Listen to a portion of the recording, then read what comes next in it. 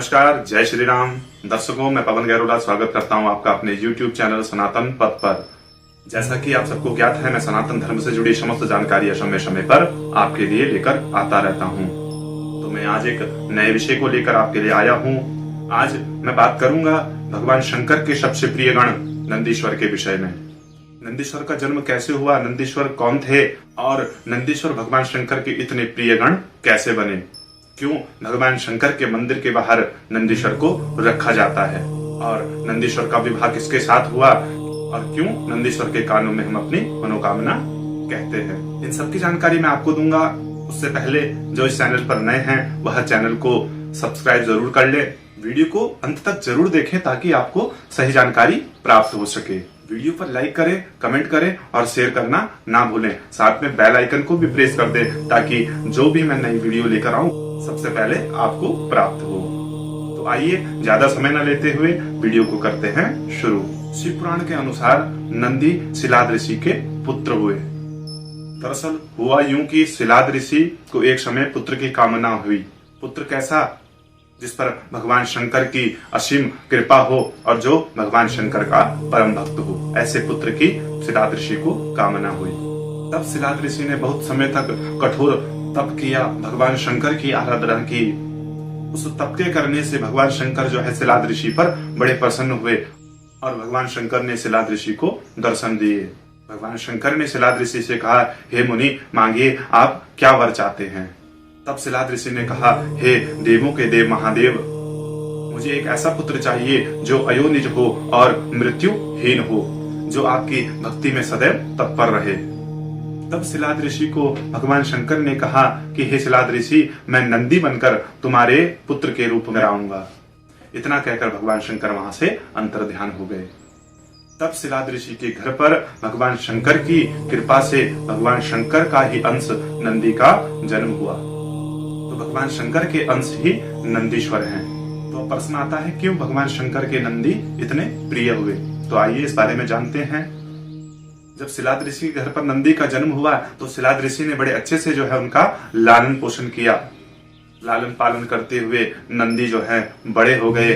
अब एक दिन की बात है, वरुण नाम के दो ऋषि शिलाद ऋषि की कुटिया पर आए। नंदीश्वर ने उनका सत्कार किया, भोजन आदि उनको करवाया और जब वो जाने लगे तो नंदीश्वर को देखकर कहने लगे, हे शिलाद ऋषि, तुम्हारा पुत्र नंदी ज्ञान में तो पारंगत होगा लेकिन इसकी आयु अल्प है, इसकी आयु बहुत कम है, यह आज से 1 वर्ष तक ही जीवित रहेगा। इतना सुनकर शिलाद ऋषि के मन में भय प्रकट हो गया, वह रोने लगे। नंदी ने उनको संभाला। नंदी ने कहा कि आप तो सब जानते हैं, भगवान शंकर ने ही मुझे आपके पास भेजा है, तो आप इतना दुखी क्यों हो रहे हैं। तब नंदी ने बहुत समय तक भगवान शंकर का कठोर तप किया, जिससे भगवान शंकर नंदीश्वर पे प्रसन्न हुए और नंदीश्वर को माता पार्वती संग दर्शन दिए।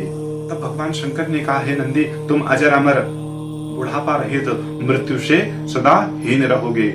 तुम मेरे प्रिय गणेश्वर हो, तुम गणों में सर्वप्रथम तुम्हारी पूजा होगी और तुम्हारी पूजा के बिना मेरी पूजा भी अधूरी मानी जाएगी और तुम सदा मेरे समीप ही विराजमान रहोगे।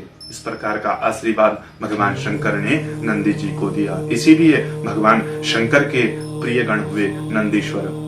इसीलिए भगवान शंकर के मंदिर में आपने देखा होगा कि नंदीश्वर को बाहर रखा जाता है और जब भगवान शंकर की पूजा हम करते हैं तो नंदीश्वर का भी पूजन करना अनिवार्य है, क्योंकि नंदीश्वर भगवान शंकर के द्वारपाल भी हैं।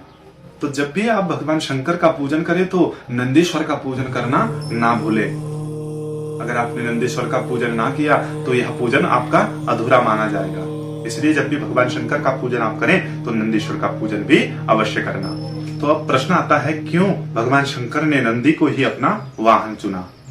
तो भगवान शंकर ने कहा, मेरी जितनी ताकतें हैं सारी नंदी की भी हैं।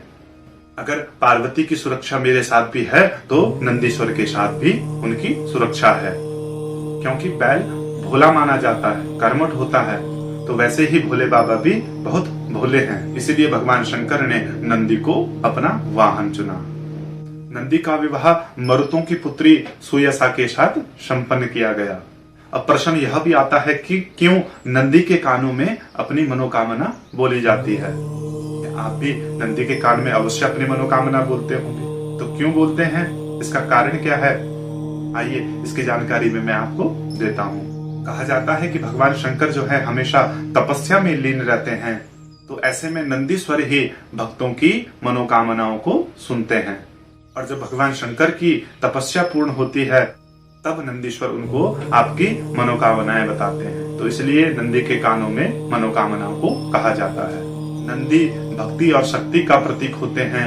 नंदी बुद्धि, ज्ञान और धर्म का भी प्रतीक है, इसलिए नंदी का पूजन भी अनिवार्य है।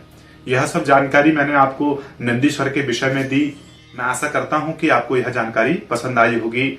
आपको वीडियो कैसा लगा कमेंट कर जरूर बताएं। तो आज के इस विषय को मैं यहीं पर विराम देता हूं, फिर एक और नया विषय लेकर आपके लिए आऊंगा। तब तक के लिए नमस्कार, जय श्री राम।